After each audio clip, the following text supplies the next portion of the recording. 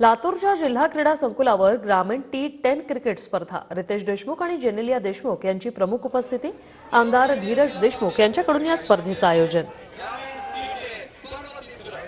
ग्रामीण भागामध्ये क्रिकेटला किती संधी मिळते जेव्हा जिल्हा स्तरावर अशा स्पर्धा भरवल्या जातात? मला असं वाटतं की जोपर्यंत स्पर्धा भरवल्या जाणार नाही तोपर्यंत संधी प्राप्त होणार नाही आणि जे चांगले गावागावातले खेळाडू आहेत ते आता कुठे मुंबईतून पुण्यात जाऊन खेळणार, ते गावात खेळतात आणि खरंच चांगले खेळत असतील तर मग अशा ठिकाणी येऊन जर तुम्ही चमकलात आणि आज टेलिकास्ट होत आहेत, आपण सर्व येत आहात, सोशल मीडिया आहे आणि कुठलाही खेळाडू जेव्हा कुठेही चमकेल ना तर लोकांचं लक्ष आहे, जे मुंबई पुणे चेन्नईमध्ये जे आहेत ते लोकांचं लक्ष आहे आणि त्यांना टॅलेंट जर स्पॉट झालं एकदा तर कुणाचं नशीब कधी चमकेल काय सांगता येत नाही, परंतु जर संधी नसेल तर ते कधीच चमकणार नाही। पण संधी जर उपलब्ध करून देईल तर मला वाटतं ग्रामीण भागातले पण खरंच आपल्याकडे बरेचसे हिरे आहेत जे चमकण्याची वाट पाहतात।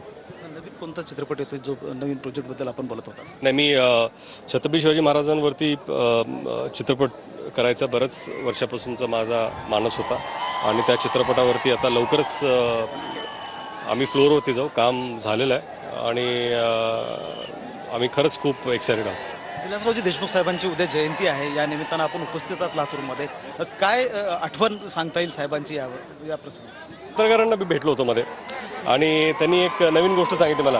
ते म्हणाले, साहेबांनी एक गोष्ट सांगितली होती, ते म्हणले की राजकारणात 2+2 4 कधीच नसतं, 3 असतं किंवा 5 असतं, पण 4 कधीच नसतं। कॅमेरामॅन हर्षल सह महेंद्र जोंधळे, TV9 मराठी, लातूर।